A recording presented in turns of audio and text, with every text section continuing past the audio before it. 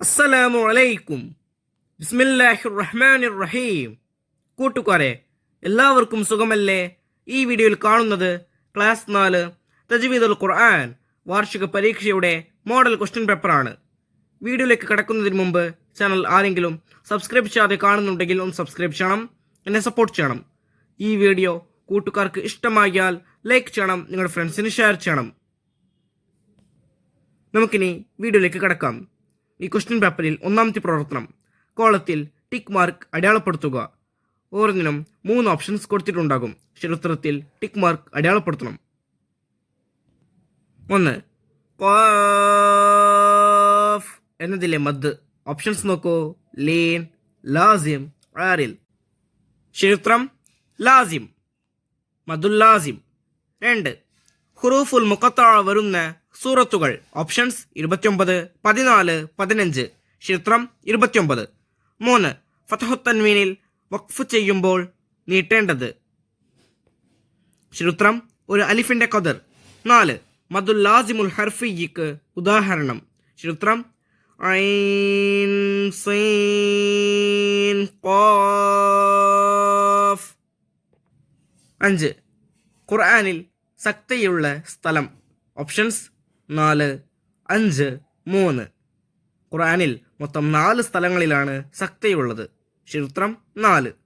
6. മദ്ദക്ഷരവും ഹംസയും ഒരേ കലിമത്തിൽ വന്നാൽ ഉണ്ടാകുന്ന മദ്. ശരിയുത്തരം മുത്തസിൽ, ലാസിം, മുൻഫസിൽ ഒക്കെ ഇതിൻ്റെ വിശദീകരണമല്ല. മുത്തസിൽ. അടുത്ത പ്രവർത്തനം, ചേറുംപടി ചേർക്കുക. 7. മദ്ദുൽ മുത്തസിൽ. 8. മദ്ദുൽ മുൻഫസിൽ. 9. മദ്ദുൽ ലാസിം. 10. മദ്ദുൽ ആരിൽ. 11. മദ്ദുൽ ലീൻ. ഇപ്പുറത്ത് നോക്കൂ: എ വസ്വൈഫ്. ബി ഇല്ലൽ മുത്തഹറൂൻ. സി അതാഅൻ.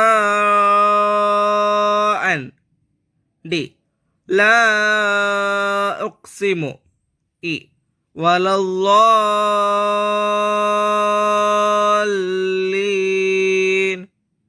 ഓരോന്നിനും യോജിച്ച ഉത്തരത്തിന്റെ ലെറ്റർ അതിന് നേരെ എഴുതണം. 7. മദ്ദുൽ മുത്തസിൽ. ശരിയുത്തരം സി അതാഅൻ. 8. മദ്ദുൽ മുൻഫസിൽ. ശരിയുത്തരം ഡി ലാ ഉഖ്സിമു. 9. മദ്ദുൽ ലാസിം. ശരിയുത്തരം ഇ വലല്ലാലീൻ.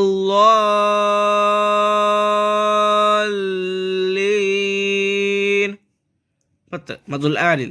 ശരിയുത്തരം ബി ഇല്ലൽ മുത്തഹറൂൻ. 11. മദ്ദുൽ ലീൻ. ശരിയുത്തരം എ വസ്വൈഫ്. അടുത്ത പ്രവർത്തനം, പൂരിപ്പിക്കുക. 12. ഫത്ഹിന് ശേഷം വരുന്ന സുക്കൂനുള്ള വാവിനും യാഇനും ഡാഷ് എന്ന് പറയുന്നു. ആ വരിയിൽ പൂരിപ്പിക്കേണ്ടത് ലീനക്ഷരം. ഫത്ഹിന് ശേഷം വരുന്ന സുക്കൂനുള്ള വാവിനും യാഇനും ലീനക്ഷരം എന്ന് പറയുന്നു. 13. കാഫ് ഹാ യാ ഐൻ സ്വാദ് എന്നതിൽ ഡാഷ് ലാസിമായ മദ്ദുകളുണ്ട്. ആ വരിയിൽ പൂരിപ്പിക്കേണ്ടത് 3. 14. മദ് ആരിലിനെ ഡാഷ് അലിഫിന്റെ ഖദർ വരെ നീട്ടലാണ് നല്ലത്. ആ വരിയിൽ പൂരിപ്പിക്കേണ്ടത് 3. മദ് ആരിലിനെ 3 അലിഫിന്റെ ഖദർ വരെ നീട്ടലാണ് നല്ലത്. 15.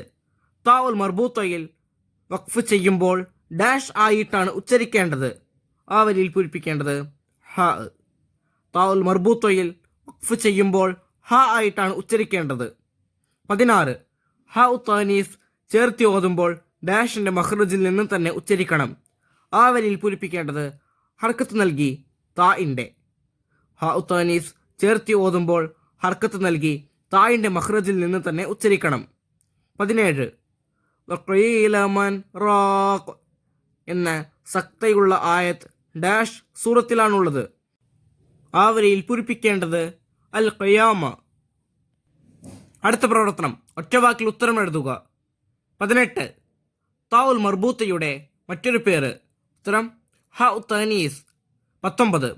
സക്തയുടെ അടയാളമെന്ത്? ഉത്തരം സീൻ.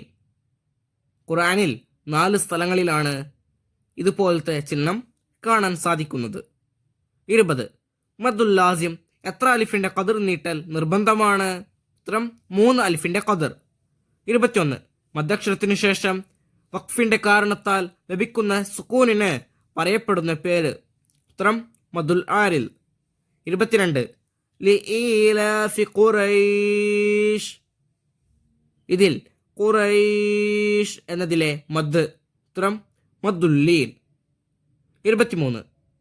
താ ഉൽ മജ്റൂറ എഴുതേണ്ട രൂപം? നാം സാധാരണ ഹുറൂഫുൽ അറബിയയിൽ എഴുതുന്ന താ തന്നെയാണ് താ ഉൽ മജ്റൂറയുടെ താ. അടുത്ത പ്രവർത്തനം, ഒറ്റ വാചകത്തിൽ ഉത്തരം എഴുതുക. 24. ഹുറൂഫുൽ മുഖത്തഅ എന്ന് പറയുന്നത് എന്തിനെയാണ്? ഉത്തരം സൂറത്തുകളുടെ തുടക്കത്തിൽ പേര് വായിക്കപ്പെടുന്ന ഹർഫുകൾക്കാണ് ഹുറൂഫുൽ മുഖത്തഅ എന്ന് പറയുന്നത്. 25. മദ്ദുൽ ആരിൽ എന്നാൽ എന്ത്? ഉത്തരം മദ്ദക്ഷരത്തിനു ശേഷം വഖഫിന്റെ കാരണത്താൽ സുക്കൂൻ ലഭിക്കുന്നിടത്ത് കൂടുതൽ നീട്ടണം. ഇതിനാണ് മദ്ദുൽ ആരിൽ എന്ന് പറയുന്നത്. 26. സക്ത ചെയ്യേണ്ടത് എങ്ങനെ? ഉത്തരം സക്തയുടെ സ്ഥലങ്ങളിലെല്ലാം ശ്വാസം നിൽക്കാതെ അല്പം അടങ്ങണം. 27. മദ്ദുൽ മുൻഫസിൽ ഉണ്ടാകുന്നത് എപ്പോഴാണ്? ഉത്തരം മദ്ദക്ഷരത്തിനു ശേഷം അടുത്ത കലിമത്തിൽ ഹംസ വന്നാൽ ഉണ്ടാകുന്നതാണ് മദ്ദുൽ മുൻഫസിൽ. 28. ഹംസയുടെ മുമ്പ് അലിഫുള്ള പദങ്ങൾ എഴുതുമ്പോഴുള്ള പ്രത്യേകത എന്ത്?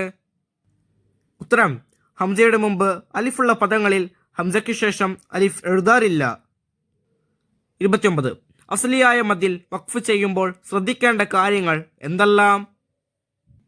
ഉത്തരം അസ്ലിയായ മദ്ദിന്റെ ഖദറിനേക്കാൾ കൂടുകയോ കുറയുകയോ ചെയ്യരുത്. അവസാനത്തിൽ മീമിന്റെയോ ഹായിന്റെയോ ശബ്ദം വരരുത്. വല്ലാതെ നീളുന്നതും ഒഴിവാക്കണം. 30. മദ്ദുൽ ലാസിമുൽ കലിമിയ്യ് എന്നാൽ എന്ത്?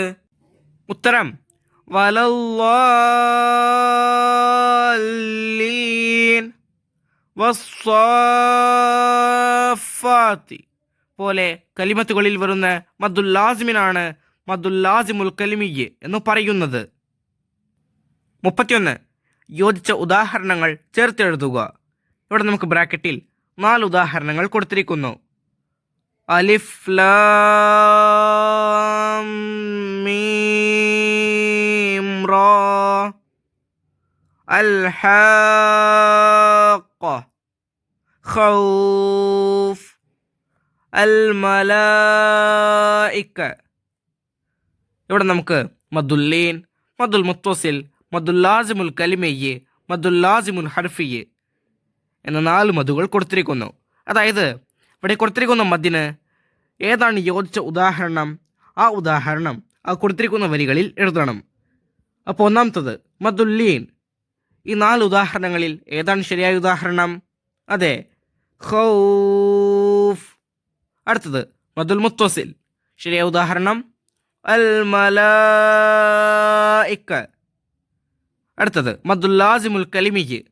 ശരിയായ ഉദാഹരണം അൽ ഹാഖ. അടുത്തത് മദ്ദുൽ ലാസിമുൽ ഹർഫിയ്യ്. ഇതിന് ശരിയായ ഉദാഹരണം അലിഫ് ലാം മീം റാ. 32. ഓതേണ്ട രൂപം എഴുതുക. അപ്പോൾ നോക്കൂ, അലിഫ് ലാം മീം റാ. ഇവിടെ നമ്മൾ എങ്ങനെയാണ് ഓതിയത്? അലിഫ് ലാം മീം റാ.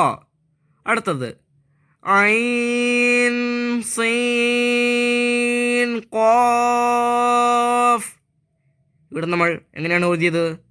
ഐൻ സീൻ ഖാഫ്. അടുത്തത് കാഫ് ഹാ യാ ഐൻ സാദ്. ഇവിടെ നമ്മൾ എങ്ങനെയാണ് ഓതിയത്? ഖാഫ് ഹ യാ ഐൻ സാദ്. അടുത്തത് ത്വാസീൻ മീം. ഇവിടെ നമ്മൾ ത്വാസീൻ മീം ഇങ്ങനെയാണ് ഓതിയത്. ഈ വീഡിയോ കൂട്ടുകാർക്ക് ഉപകാരപ്പെട്ടില്ലേ? ഇൻഷാ അല്ലാഹ് അടുത്തൊരു സബ്ജക്റ്റുമായി നമുക്ക് വീണ്ടും കാണാം. അപ്പോൾ എല്ലാവർക്കും ഒരിക്കൽ കൂടി അസ്സലാമു അലൈക്കും വറഹ്മത്തുള്ളാഹി തആല വബറകാതുഹു.